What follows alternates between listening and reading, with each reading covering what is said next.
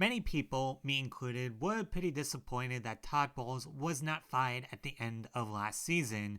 Now, obviously, everything that went wrong with the Buccaneers was not his fault. However, I think you can look at the job that he did and conclude that there was plenty of justifiable reasons to let him go at the end of that season. But that obviously did not happen. And in reality, we will be rocking with Todd Bowles heading into 2026. And with how the last season ended, not many fans are super excited to see Todd Bowles coach another year, and I would argue that's for a pretty good reason.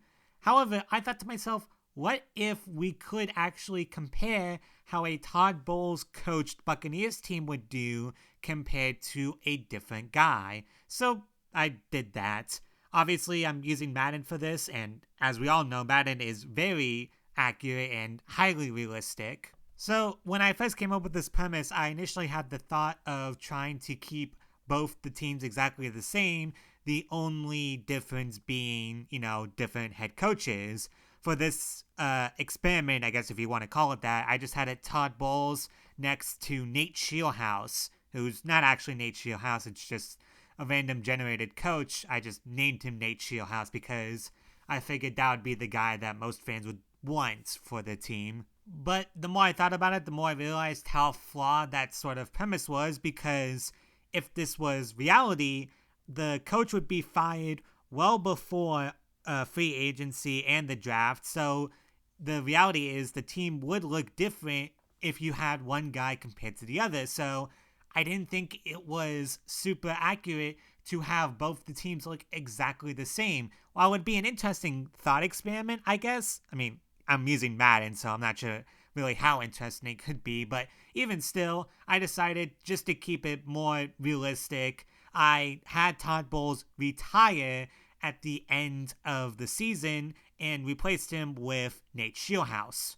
However, I did have it so that both the teams would be playing the same exact teams. It's not exactly the same schedule as the teams are in different orders. I really couldn't get it set up so that it would be the same exact teams on the same exact week and at the same exact time. So that will be inaccurate. And obviously, each of the teams that Todd Bowles and Nate Scheelhaase will be facing will look slightly different because both teams went through their own separate free agency. And so both teams may have different wide receivers, may have different, whatever players and so. But it should still be the same common opponents. It's just in a different order. But yeah, I'm kind of curious to see what this will look like. I haven't yet gone through the weeks of the season, so I don't actually know how both teams did compared to, Todd Bowles or Nate Scheelhaase. There's a part of me that thinks this may just look exactly the same because, well, Madden, but even still, I'm very curious to see if there is any noticeable difference. So let's look at the Todd Bowles coach side first.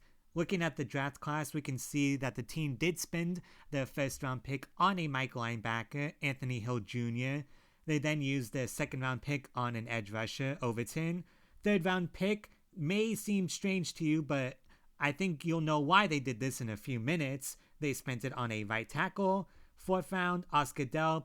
I think that's a perfectly good move. They did not re-sign Cade Otton in the offseason, so getting somebody to replace him, I think, was ideal, and Oscar Delp, I think, could be a very good tight end and could possibly come to the Bucs in real life.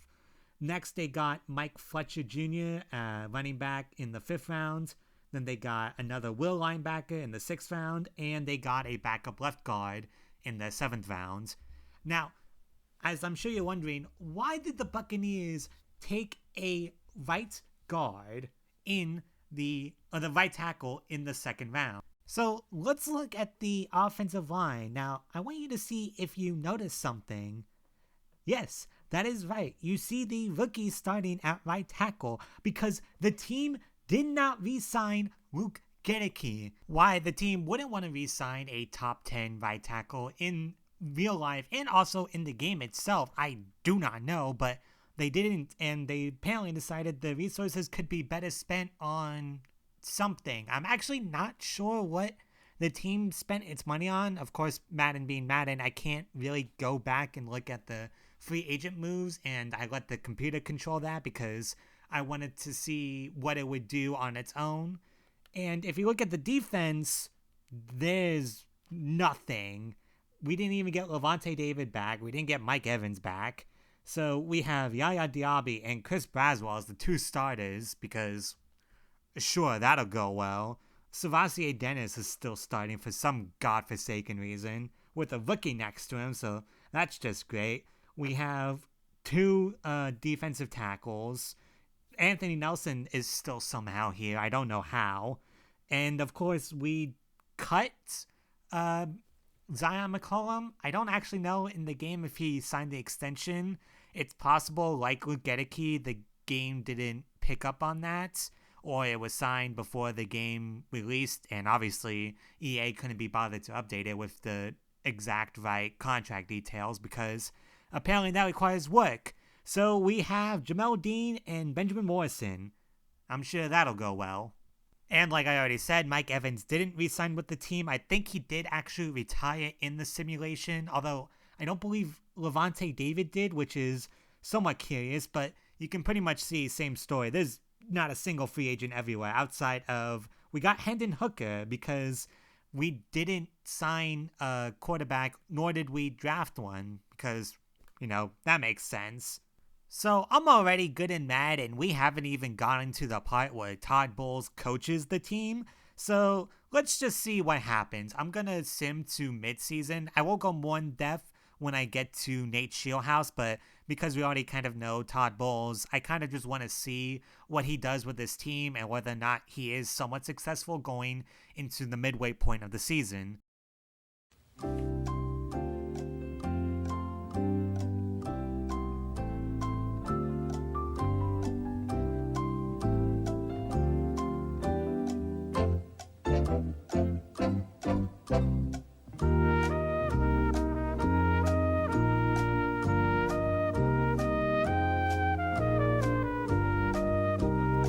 Alright, so we are at week 8. Let's see how this team is doing.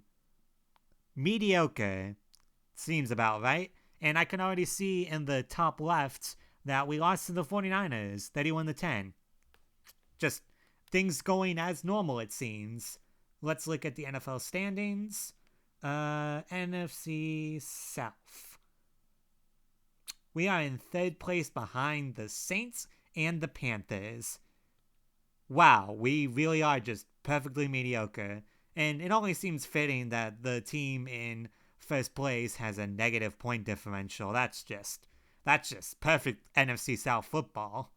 And the Panthers being the Panthers, despite being at a plus 10 point differential, are still only in 2nd place. Although that might just be because the Saints have played one more game. They might end the season in 1st place. I don't know. But looking at the standings, or looking at our team rankings, let's see. So the defense is actually doing a fairly good job, at least at this point in the season. They're 7th in points per game allowed. They're 2nd in pass yards allowed, which is a drastic change compared to how Todd Bowles' defenses typically have operated for a very long time. The offense seems to be struggling, though. It looks like they're not putting up a ton of points per game. Their passing yards is bottom in the NFL, and rushing yards is at 12th, so that is something. But even still, it's not looking too good for them offensively.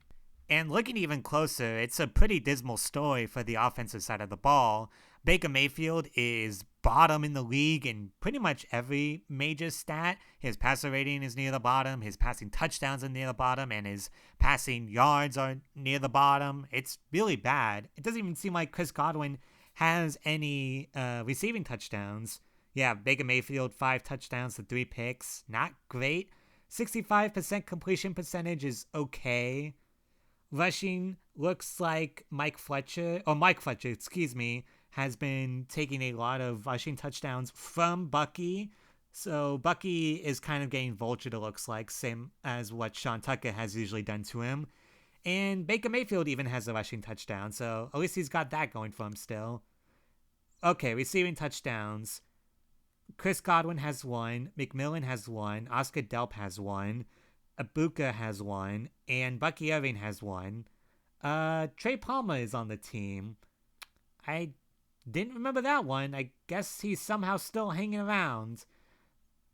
Man, Madden just sucks. For the record, he was cut by the Buccaneers. I think he's on the Falcons practice squad. But yeah, I don't know what he's doing here, but whatever. Looks like Godwin is having a pretty good year, all things considered. McMillan also pretty solid. And for a rookie tight end, Oscar Delp is doing pretty okay. Let's look at the defense. Who's leading the team in sacks? It's probably Vita Vea. Nope, it is Chris Vadra. Okay, this is just getting ridiculous now. And Vita Vea is in second. Makes perfect sense. Of course, Yaya Diaby would be in fourth behind a defensive tackle and a Mike linebacker. That's not even the game getting wrong. I honestly believe that would happen to the Buccaneers in real life. Jamel Dean has also gone back to having stone hands as he does not have a pick on the year. Anthony Hill, a first-round rookie Mike linebacker, does have 2 interceptions, plus the 2.5 sacks, so he's having a pretty good year. Benjamin Morrison also has a pick, and Jacob Parrish. So, all things considered, not terrible for the defense. It could be better, but as we can see based off of, the defensive rankings overall, it's a pretty good year. Yeah, again, top 10 in every statistical category according to Madden. So really, the offense kind of needs to pick up the pace. But anyway, let's sim to the playoffs and see if the Buccaneers can come back from third place in the NFC South.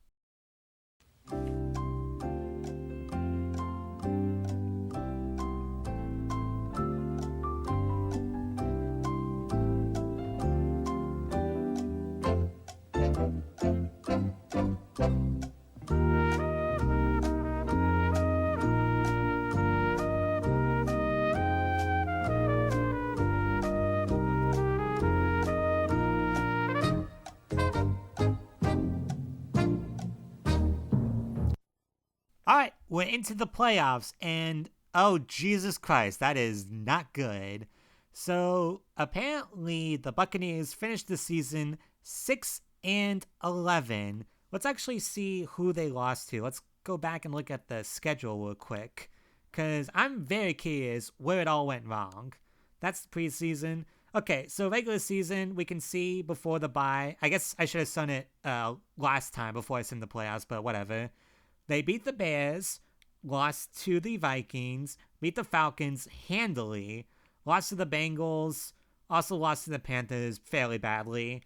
49ers, embarrassing as always. They did beat the Saints, surprisingly, and they beat the Steelers, which, honestly, I'm very shocked by, as they typically have bad luck in Pittsburgh, or facing Pittsburgh, I should say. And here's where it gets bad. Loss. Oh, 1 win and a loss.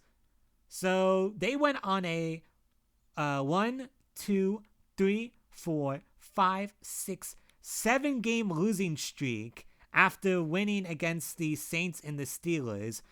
And they weren't exactly against the best opponents. I mean, they lost to the Cleveland Browns, for crying out loud.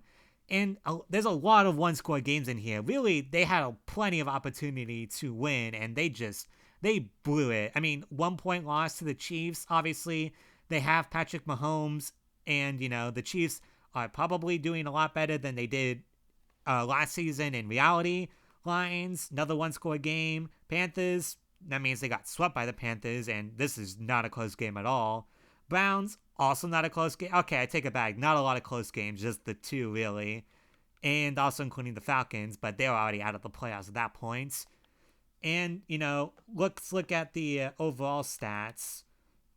Yikes, the offense really struggled, at least in the passing game and the scoring points game.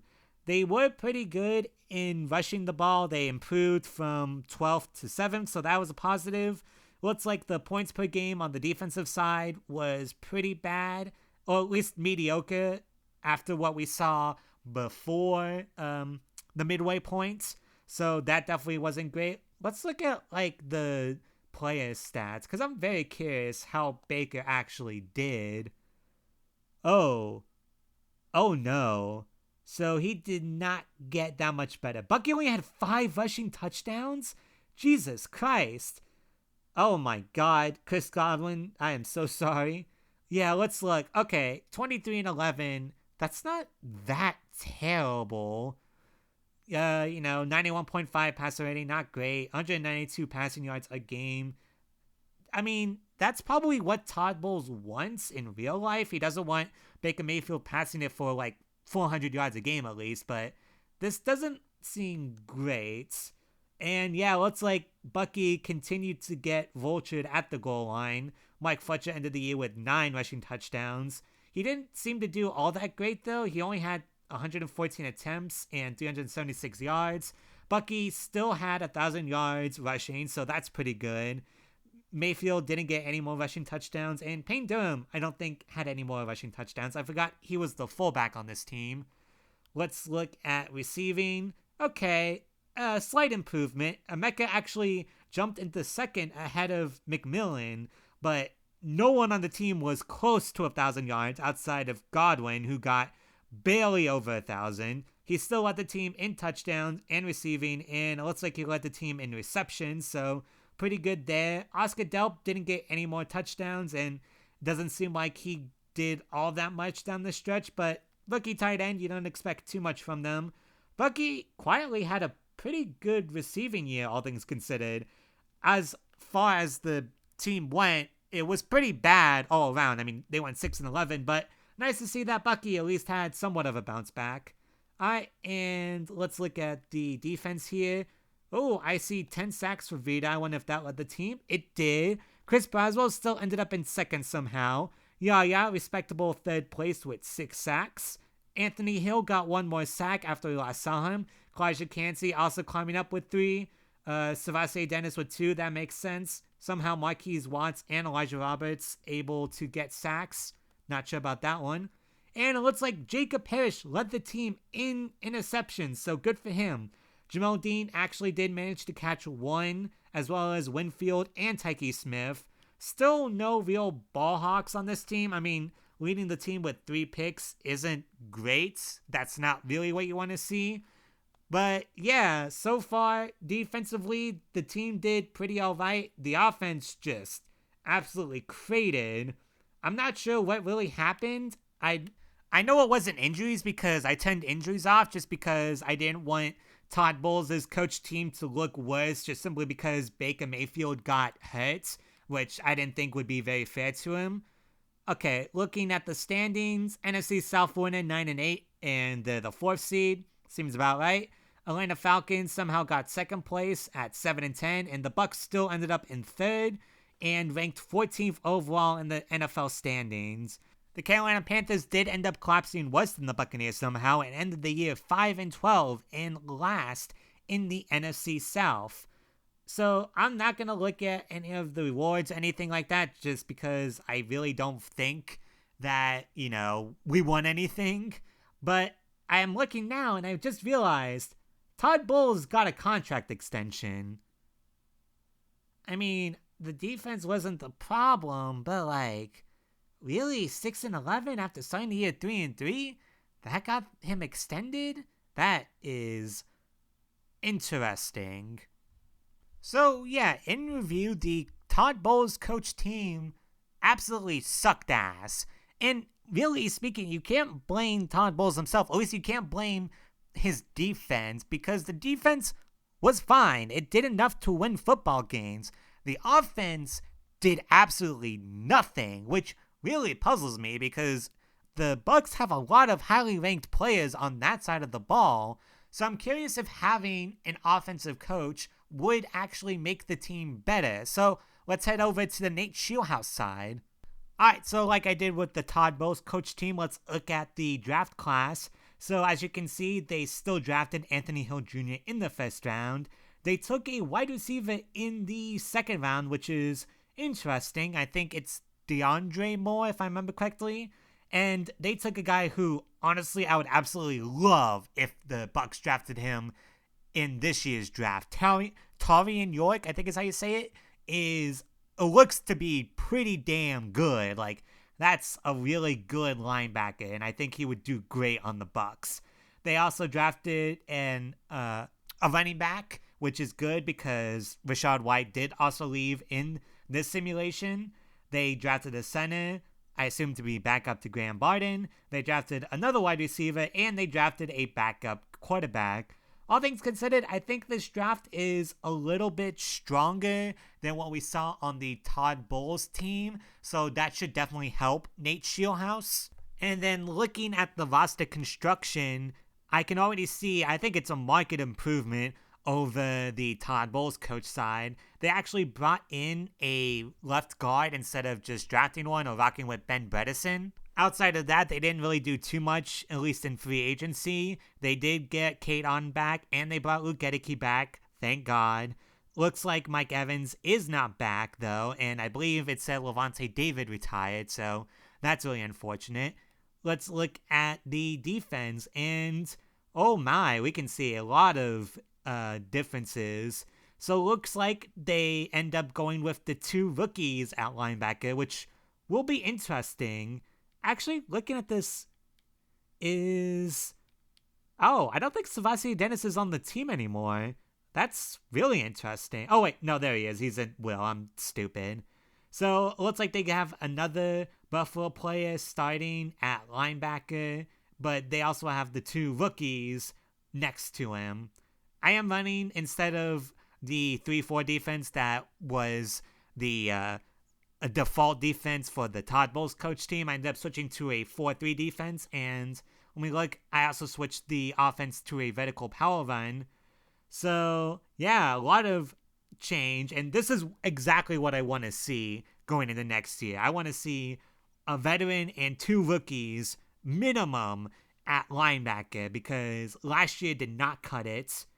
At defensive tackle, Vita Vea and Kalijah Cansey, no surprise there. Logan Hall is still on the team, so that's great. They did bring in a guy opposite of Yaya Diaby, so we don't have to see Chris Braswell starting, thank God.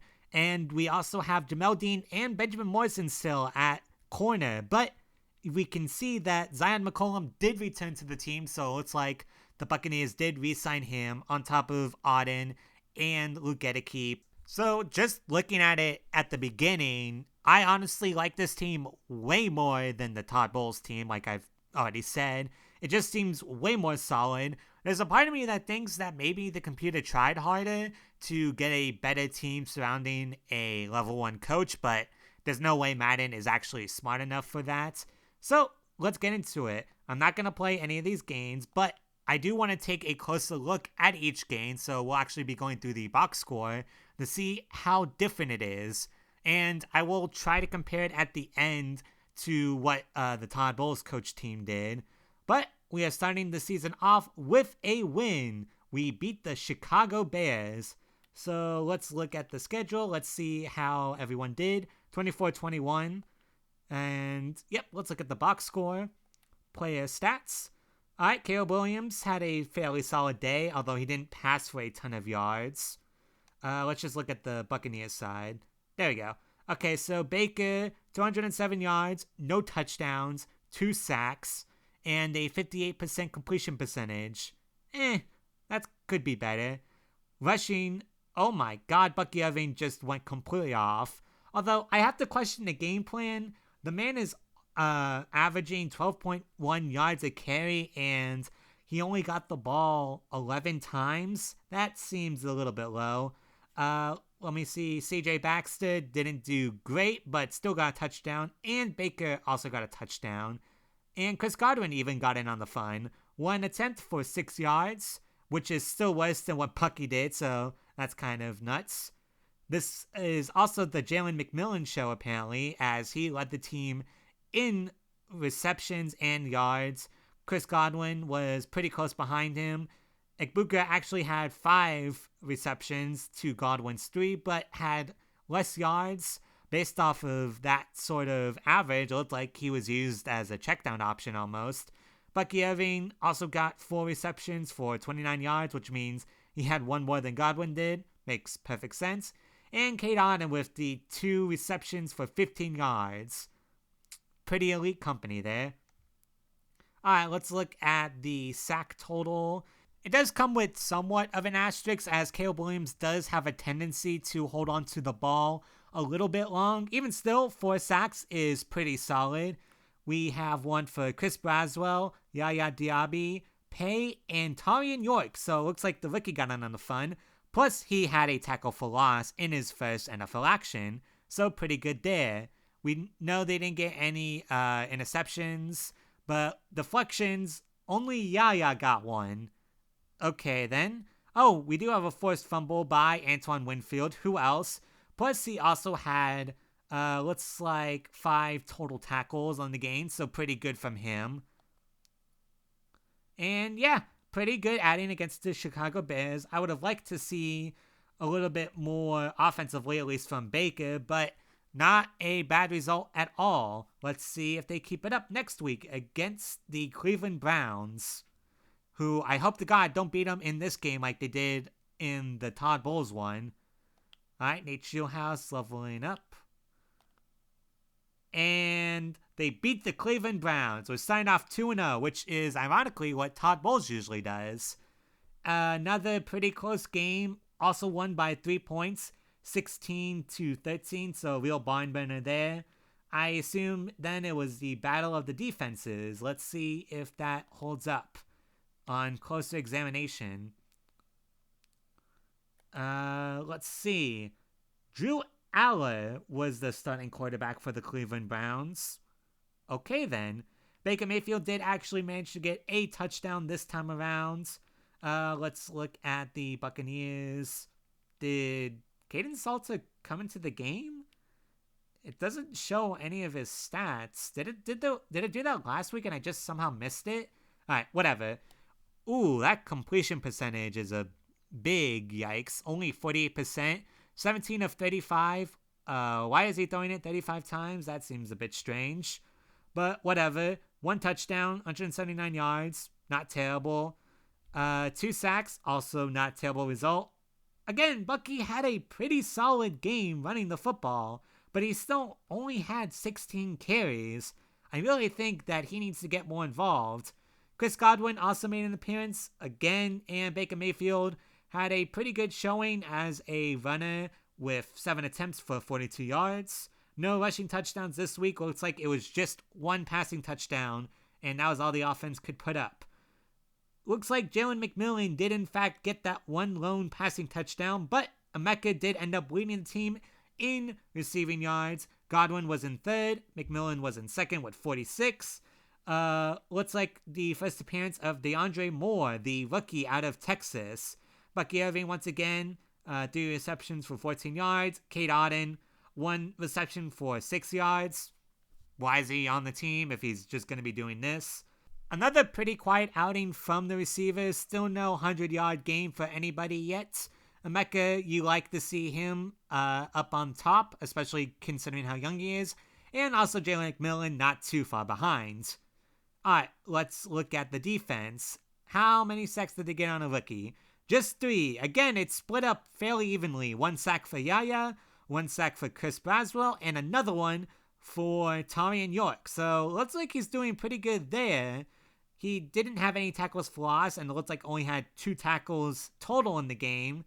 So, a little bit weird there. No interceptions, which is not what you want to see against a rookie. We have 3 more pass deflection, or 2 more, compared to last week. Anthony Hill Jr., the linebacker, got 1. Jamel Dean, the actual cornerback, got 1. And Dorian Williams, the new will linebacker from Buffalo. Did we get any forced fumbles, anything? No. So, looks like there was no turnovers. And let's actually look at the Cleveland Browns. I want to see how the offense did, because I'm very curious about that. So, okay, Drew Aller had 197 yards and 1 touchdown. Didn't do that much better than Baker. 16 of 30, 3 sacks. We saw that already. Ooh, the Bucs absolutely shut down their rushing game. Quinshon Judkins only had 16 carries for 61 yards. No rushing touchdowns. Sampson, same story, pretty mediocre. And Deontay Johnson had 3 carries, so that's interesting. Plus Drew Aller, I think is how you say it, with 3 attempts for 10 yards. So nothing doing there, really. Deontay Johnson also led the team with 50 receiving yards. Jordan Tyson, who I believe was the second round pick out of Arizona State, he had the second most amount at 48 receiving yards. David Njoku is still on the team. He had 4 receptions, 38 yards. Quinshon Judkins with the biggest explosive. I apparently can't talk. 1 reception, 27 yards. That is pretty damn good. And Jerry Jeudy, 1 reception, 19 yards. Sampson also had 2 receptions for 15 yards. But yeah, outside these few God damn it, why can't I say explosives? Outside of those plays, the Bucs pretty much shut them down on offense. So pretty good to see. I would like to see more points at some point in the future, but Cleveland Browns defense is pretty good. We'll look at the overall stats when we get to the bye week in week 6. But yeah, looks like we have a date with the Bengals in Cincy. So let's see how that one goes. Alright, we're coming back into it. Is Nate Scheelhaase finally going to level up? He did. He is now level 2. So that's pretty good, and it spoiled it for me, but we did win the game, which means that we are currently at 3-1. I don't care about any of that. Oh my god, they killed the Bengals. Wow. 42-17, that is not bad at all. Let's look at the weekly awards. Chris Godwin is up there, not Baker Mayfield, which is interesting. That usually doesn't happen. 12 receptions, 208 receiving yards. Yeah, I can see why he's there. That is absolutely massive. 4 receiving touchdowns and 1 carry for 5 yards. But 4 receiving touchdowns? Jesus. Alright, let's look at how Baker Mayfield did. I mean, I guess we did spoil it a little bit, but not bad at all, it looks like. 42-17, man. Never thought I'd see the day. Oh my god, Joe Burrow had a nightmare. 16 of 36, only 5.9 yards per attempt. That is abysmal for Joe Burrow. And he threw the ball for tried to throw the ball 36 times. 6 sacks as well. Baker Mayfield, on the other hand, near perfect. 79% completion percentage. 38 for 48. I don't want to see him passing the ball that much, but he did have 5 passing touchdowns to only 1 pick. 130 passer rating. That is damn good. Bucky actually had a pretty quiet game, and oh man, for the Bengals, they must have been behind for quite a bit because 3 attempts for Joe Burrow and 4 attempts for Chase Brown. Let me look at just the Bengals themselves. Yeah, that is... oh boy, that's rough. 7 carries for a total of 27 yards. That is pretty bad. Bucs didn't do that much better. 11 attempts for Bucky for 36 yards, but he still got a rushing touchdown, so not bad. Baker Mayfield still had 2 attempts for 12 yards. Baxter had 2 for 8, and Chris Godwin, as we already said, 1 for 5. Receiving, no shock. Chris Godwin is very much ahead of everyone else, and it's not even close. Cade Otton somehow makes an appearance in second place. 9 receptions, 98 yards. Pretty good result there. Jalen McMillan, 5 receptions, 57 yards. And Ibuka, 5 receptions, 37 yards. Not great, but he did have 1 receiving touchdown. So looks like he got the only other one outside of Chris Godwin. Bucky Irving, 6 for 30. Pretty standard for a running back. I assume that was a lot of running back screens, which is the game loves to run. Oh man, looks like Chase went off still against the Bucs. Not really surprised there. Is that Golden Tate? No, that's Carnell Tate, excuse me. But looking at Jamar Tate, I apparently can't talk. Jamar Chase, 6 receptions. 6 receptions. Jesus, what is happening to me? 125 yards, 2 touchdowns. Carnell Tate, 2 receptions, 39 yards. So it looks like the Buccaneers decided that only Jamar Chase could do good for their team. Alright, now let's look at the defense. I want to know who got that pick. And it looks like it was Benjamin Morrison, so good job to the second-year player. And sacks, again, pretty spread out. There's not really a truly dominant guy yet. Kalijah Kancey had 2. Rita Vea had 1. Chris Boswell has 1. Yaya Diaby has 1. Rashad Wisdom had half a sack. How did he see the field? And I think this is pay. No, he had a sack in the first game, so he's at 1.5 now, I believe. Let's look at the forced fumbles, see if there's any other turnovers. Nope, looks like it was just the interception. So yeah, that was Benjamin Morrison. No forced fumbles, so the Bucs aren't doing great in the turnover department, but they are getting a lot of sacks per game, which is good, and they finally have a blowout against, I would assume, is an inferior opponent. So yeah, that was a pretty good week, all things considered. Looks like we will be playing the Falcons at home. Let's see if they can keep the wins going. We're 3-0. Let's make it 4-0 against the Dirty Birds. Nate Scheelhaase. Ooh, I don't think we won. I didn't see it there. Let's see. No, we lost a one-score game against the Falcons, despite being better than them, at least according to the overalls. So let's look at the schedule and see what went wrong. They did score a lot of points, the most points that any opponent has scored against us. And offensive yards, okay, 383 to 372, so not great. They didn't run the ball particularly well, but passing-wise, they way outgained the Buccaneers, so man, that's not good. Let's look at the player stats. Okay, so it looks like Michael Penix is the starting quarterback for the Atlanta Falcons, and he proved them right today. He got a 63% completion percentage, 291 passing yards, and 1 touchdown. Baker, meanwhile, had one of his worst games. 1 touchdown to 2 picks, only 175 passing yards. Actually, pretty good completion percentage, 17 of 27 for 62% completion. 6.5 yards per carry, that's not great. Bucky Irving had a hell of a day, though. 15 carries for 138 yards. Again, I have to ask, if Bucky is doing this good on the ground, why aren't they leaning on him more? He should be getting way more carries. Baker also had 4 attempts for 25 yards, still worse than Bucky. CJ Baxter, nothing doing there. 6 attempts, 23 yards, pretty mediocre.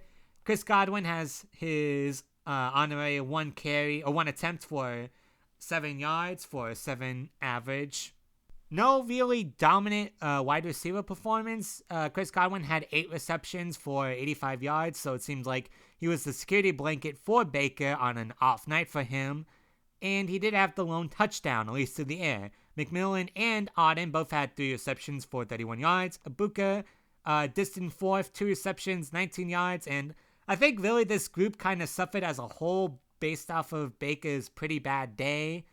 Oh, we can see Darnell Mooney going off. That doesn't seem accurate at all. He had 8 receptions and 102 yards and a touchdown. McCole Hardman also had 4 receptions, 62 yards. I guess he's on the team now.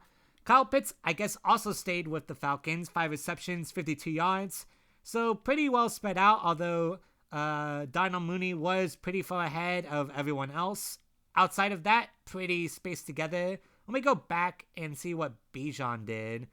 So looks like he didn't do all that much. It really was just through the air, even though they had 2 rushing touchdowns. And yeah, it's like Jalen Warren actually replaced, what's his name? Tyler Algier. Wonder where he went off to. Looking at the Falcons defense, who got those picks? It was Will Lee, who is a rookie out of Texas A&M. I think he's a projected 2nd-round pick in real life. I don't know where he went to the Falcons here. And of course, Caden Ellis had an interception because why not? Let's look at, oh, that's kicking. Stay on the defense. And let's look at the Buccaneers. We had 2 guys with half a sack, Benjamin Morrison and Yaya Diaby. Any picks? No. Any turnovers of any kinds? Yeah, this team really needs to get better at forcing turnovers because they are not doing it well this year. I don't know what we're at yet, but it can't be that high. Alright, so 3-1, still pretty good. They have a chance to make it 4-1 against the NOLA Saints, so let's see if they do that.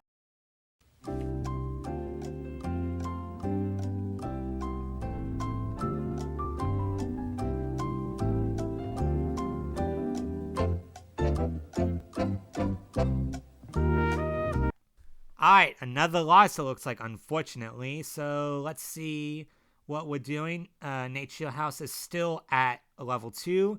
And Man, another one-score game. The Buccaneers cannot get out of these one-score games, man. They've only had the Bengals game go for them, or go for more than one score, excuse me. 24-28. Looks like this was played in New Orleans, so I guess they had the home field advantage there. The Buccaneers outgained the Saints 446 yards to 273. They had 362 passing yards and still lost. And looking at the actual scoring in the quarters, it looks like they really killed them in that second quarter. They scored 14 points and the Buccaneers just didn't really recover despite a third quarter touchdown.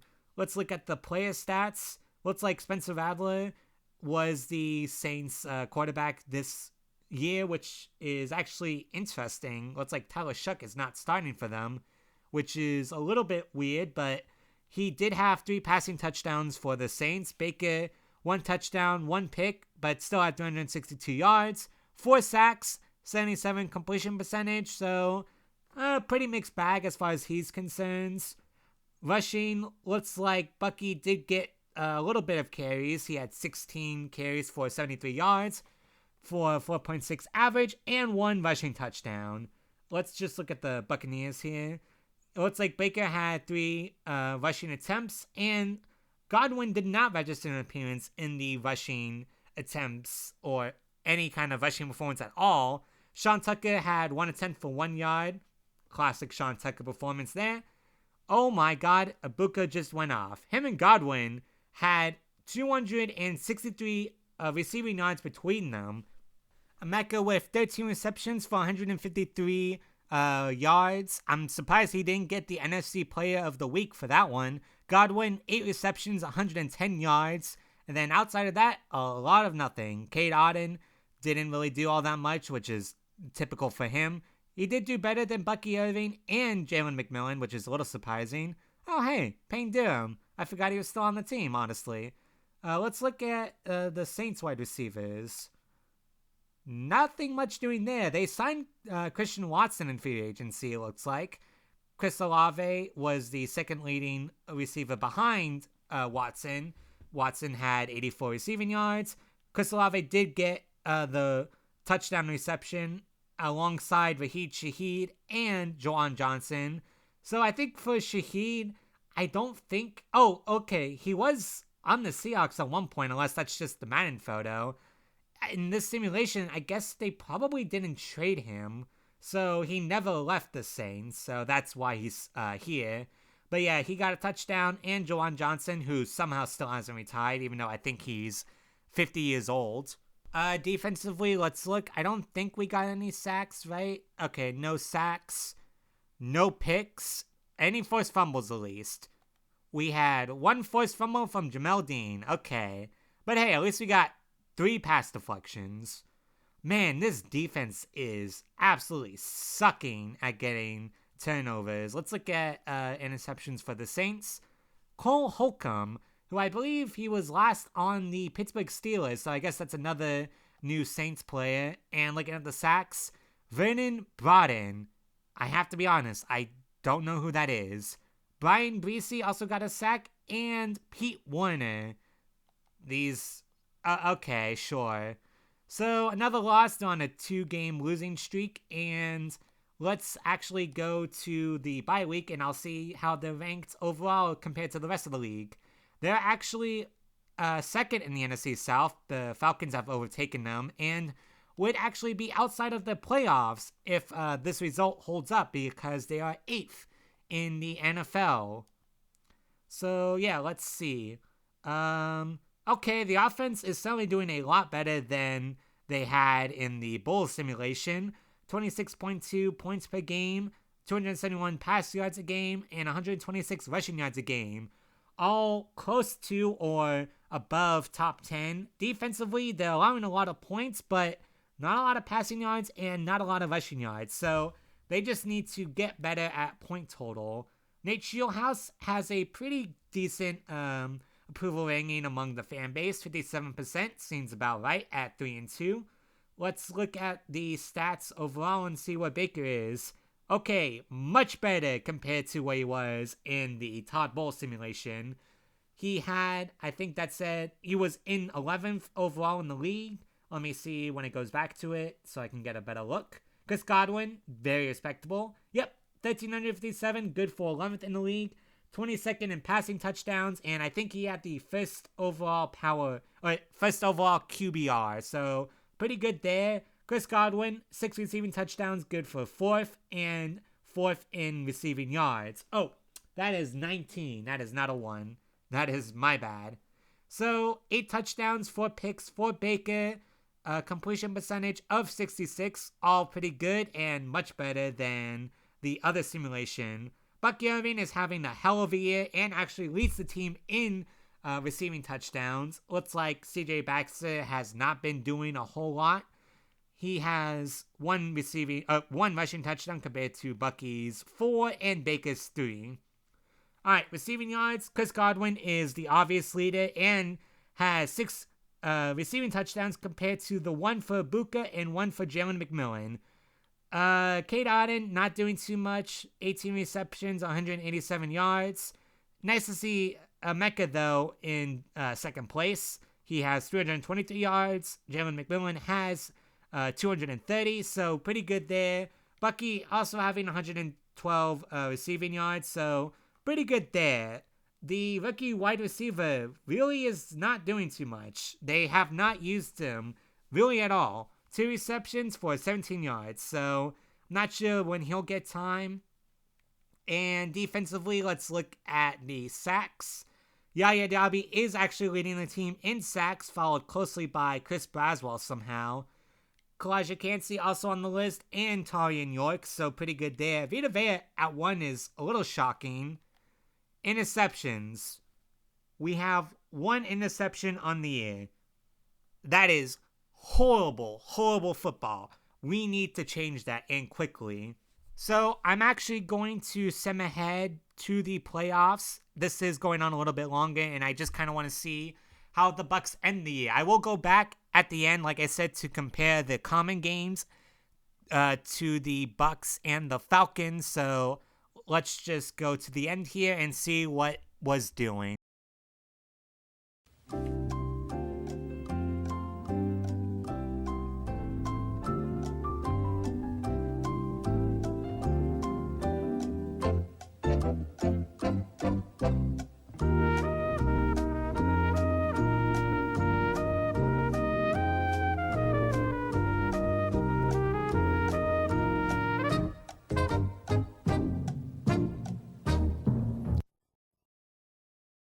Alright, skipping ahead, we got Nate Scheelhaase all the way to level 12, and let's see how the Buccaneers did. Alright, so they are 11-6 and did make the playoffs, so much better compared to the Todd Bowles dynasty.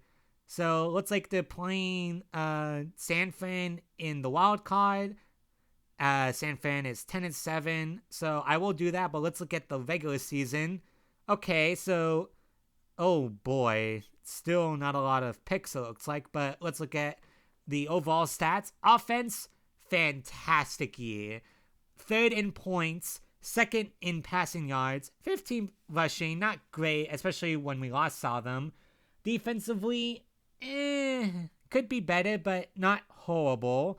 They were 20th in points allowed, looks like 13th in pass yards allowed, and 5th in rushing yards, which is honestly pretty similar to how Todd Bowles would typically have the team. Let's look at the overall stats. Baker Mayfield was 2nd in passing yards, 3rd in passing touchdowns, and 14th in passer rating. Bucky Irving had 13 rushing touchdowns. And, oh my, Chris Godwin almost had 2,000 receiving yards. He was 1st in receiving yards, 1st in touchdown receptions, and 2nd in receptions, it looks like. Let me go back. Let's see. Yeah, first and 2nd. So, really good year for Chris Godwin. And yeah, Baker, 4,500 passing yards, 35 touchdowns, 7 picks. That is spectacular. And we can see why with Chris Godwin. Let me just skip past the rushing yards there. Wow, it was really Chris Godwin who was the only receiver with over 1,000 receiving yards. Mecca was close at 924, and Jalen McMillan was close at 923. But yeah, this was Chris Godwin's year. I would not be shocked if he wins Offensive Player of the Year, because, yeah, this is good. Man, I wish we could see this in real life. And it looks like the rookie wide receiver did pretty good at the end. 10 receptions, but he had 3 receiving touchdowns, plus Payne Dillon with his 1 receiving touchdown and C.J. Baxter. But yeah, I'm just in awe of Chris Godwin here. That is really, really good. All right, let me go back. Let me go back to rushing. Bucky Irving, 1,229 rushing yards. Not that dissimilar to the Todd Bowles dynasty. 13 rushing touchdowns, pretty damn good. Baker also had 4 rushing touchdowns, and C.J. Baxter had 2, plus Payne Dillon's 1. And let's look at the defense. Let's see if they actually managed to get turnovers, because I'm very curious about that. Wow! 17 sacks for Yaya Diaby and 10 sacks for Vita Vea, so I guess he massively came alive in the second half of the year. Chris Boswell, 9.5, pretty good for him. Kalijah Kancey, 6.5, very, very good. Pay with 5 sacks, so not a terrible free agent pickup. And rookie, Torian York, with 4 sacks, so pretty good showing from him. Okay, turnovers, much, much better. Benjamin Morrison had 3 picks and was tied with Jamel Dean and Zion McCollum. Looks like Tyke Smith had 2, Dorian Williams had 1, and Antoine Winfield had 1. So it's like, I guess that must have been leading the team in tackles for Antoine Winfield there. A lot of forced fumbles. A lot of guys had 1. Jamel Dean, 1. Tyke Smith, 1. Antoine Winfield, 1, as per usual. Vita Vea, 1. Pay with 1. And Anthony Hill Jr. with 1. Our first round pick actually didn't do all that much. He had 104 solo tackles, which is, I believe, leading team after Winfield. No, wait, he leads the team. So why the hell was it showing Winfield in the top players? So not anything flashy. 1 tackle for loss, 1 sack, no pick, 1 forced fumble. Pretty good for the first round pick. Not amazing, but certainly not bad. Torian York looked like he was way better than, well, not way better, but more flashy at least compared to Anthony Hill. So let's see if the Buccaneers beat the 49ers in the wild card. And yep, they did in fact beat the 49ers. Oh man, 31-30. Jesus, what a nail biter there. Anthony Hill was NFC Defensive Player of the Week. He had 6 tackles, 1 forced fumble, and 2 fumble recoveries. So it seems like there was a lot of fumbling going on against the 49ers. But even with that, they barely beat them. I will go back. I want to see, though, if they make it to the conference championship. They are facing the Philadelphia Eagles in Philly. So let's see what happens here. Alright, looks like it was a loss. They lost to the Eagles. Oh, man. 38-37. That's just brutal. That is not what you want to see. But Nate Scheelhaase did do just enough to get his contract extended. I mean, he was 11-6 in his first year leading the team, won a playoff game, and has an 80% approval rating overall. So pretty good hiring, I would say there. Let's look at the schedule. I want to look at that 49ers game, and I want to look at that Eagles game. So what is this showing me? Why? Playoff schedule. No, I want the team schedule, please. Not the fucking preseason. Come on now. Okay, so let's go back and look at some of the games that I simmed through. So 2 losses after they beat the Falcons today 14. They lost to the Packers and they lost to the Ravens. They beat the Saints again 38-31. Pretty bad loss. Oh, pretty good win. Excuse me. I thought that was the other way. 31-7 against the Panthers the first time around. Beat the Chiefs. Beat the Niners in the regular season in the playoffs. Lost to the Vikings. Beat the Steelers again. And lost to the Commanders. but went on a 2-game win streak heading into the playoffs against the Lions and Panthers. And the postseason, like I said before, 49ers 31-30. Looks like it was the Saturday game at prime time. 413 offensive yards. Not good rushing game, it looks like, for the Bucs. Oh man, Brock Purdy really went off against them, which is about right. Baker, pretty erratic game, 2 touchdowns, 2 picks. Brock Purdy, much cleaner, 3 touchdowns, only 2 sacks. Baker also had 2 sacks, but his were for 30 yards rather than 14. He did have 37 attempts and 30 completions. Looking at the rushing, Bucky Irving didn't actually have that bad of a game. It just wasn't amazing. 15 attempts for 74 yards, 4.9 yards per carry, and 1 rushing touchdown. Sean Tucker also got a goal line carry, it looks like, and managed to score 1 there. Looking at the receiving game, Emeka Buka was far and away the had the most receiving yards, 11 receptions, 127 yards. Chris Godwin actually was third on the team. He had 6 receptions for 68 yards behind McMillan's 70 yards on the same amount of receptions. However, he and Kate Auden were the only 2 to get a receiving touchdown. And looking at the defense, let's look at the sacks. Looks like Yaya got both of them. We know they didn't get any picks, but looks like there was a forced fumble by Anthony Hill. So, yeah, erratic game from Baker's side. Pretty good showing from the wide receivers there. And the Eagles, tragically, 37-38. Looks like the Buccaneers attempted a late comeback after being dominated in the first half. They scored 13 points in the fourth quarter, but was not enough to beat the Philadelphia Eagles, despite also outgaining them in offensive yards. Jalen Hurts, quietly efficient game, 237 yards, 2 touchdowns, 17 of 21, very, very good for him. Baker Mayfield went full gunslinger, 4 passing touchdowns, 1 interception, 2 sacks, 75% completion percentage. So this was a really quarterback duel. Rushing, not much you can do there against Saquon Barkley. He had 19 attempts for 91 yards. Bucky, 13 attempts for 50 yards, so nothing really there in the rushing game. Jalen Hurts also had 5 attempts for 25 yards. Baker, 3 attempts, 15 yards. Looks like every guy who had an attempt outside of Devontae Smith and Baker Mayfield managed to get 1 rushing touchdown. Mekhi Hughes for the Eagles had 1, Jalen Hurts had 1, Bucky Irving had 1, and Saquon Barkley had 1. Let's look at the receiving. Looks like Chris Godwin led both teams, or he had more than both teams, at 189, 2 receiving touchdowns, plus Kate Auden with 2 receiving touchdowns, but only 86 receiving yards. Emeka Buka distant third behind Godwin and Kate Auden, 79 receiving yards. Jalen McMillan, only 2 receptions for 17 yards. Let me go back to the Eagles receiving. Okay, looks like Devontae Smith really tore them up. 8 receptions, 147 yards, and 2 touchdowns. A.J. Brown, 3 receptions, 35 yards. So it looks like it was the Devontae Smith show, and he absolutely killed them.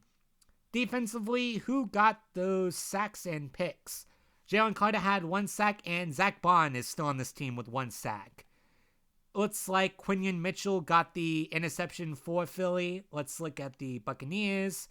No interceptions for them, but Kalijah Kancey did register 1 sack. Let me see if they had any forced fumbles. Nothing there, so no turnovers for the Philly offense. I assume that's really what did them in. And yeah, just really no defense in this game. A lot of offense for both teams. Let's look to the end, because I'm actually curious. Yeah, Nate Scheelhaase did get the contract extension of 3 years. Let's go to the offseason. Let's see who wins what award. I'm very curious about that, because I actually think this year the Buccaneers should qualify. Honestly, Baker might win MVP. I would not be shocked by that at all. Okay, so season recap. Yep, NFL MVP, Baker Mayfield. The first player to win MVP for the Buccaneers. And god damn it, Philadelphia won the Super Bowl again. You gotta be kidding me. But they can't take away from that too much from us, as we also got the Offensive Player of the Year.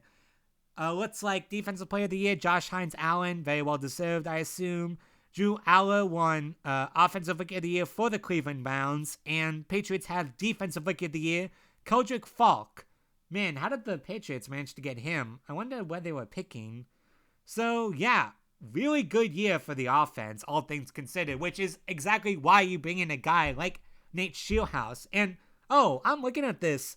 The Falcons were actually the #1 seed. Hold on, let me look at this. Did they win a playoff game? Let me look. Let me look at the schedule. Let me look at the playoff picture. So, wow, the Falcons, okay, they won the first game against the Packers, but lost pretty convincingly against the Eagles. The Patriots actually made the playoffs as the 7th seed and went on a huge run. So, yeah, looks like the Eagles, as the 2 seed, managed to make it all the way to the NFC Championship against the 1 seed Atlanta Falcons and won the Super Bowl, unfortunately.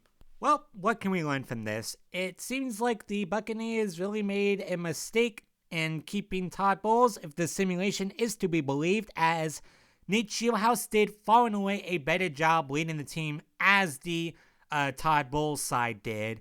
Now, to be fair, I think Bowles' team was objectively worse than what Nate Scheelhaase had. Even still, though, the defense looking as good as it did without Todd Bowles compared to how the offense looked with Todd Bowles, I think was pretty damning, because the offense was not working on the Todd Bowles coach team. So I think that really speaks to the value of an offensive-minded head coach, which is pretty damn obvious if it wasn't already clear that offensive coaches are the way to go right now. But yeah, really seems like they should have fired Todd Bowles, at least if Madden is to be believed. And when has Madden done anything wrong, except every single game since pretty much the 2000s started? But let me know what you think, if you agree or disagree with what Madden showed us. I obviously don't believe fully that a first-time head coach would take the Buccaneers to the playoffs at 11-6, but who knows? Anything is possible. Like I said, let me know what you think, and if you like this video, subscribe, like it, do all that stuff, and until next time, see ya.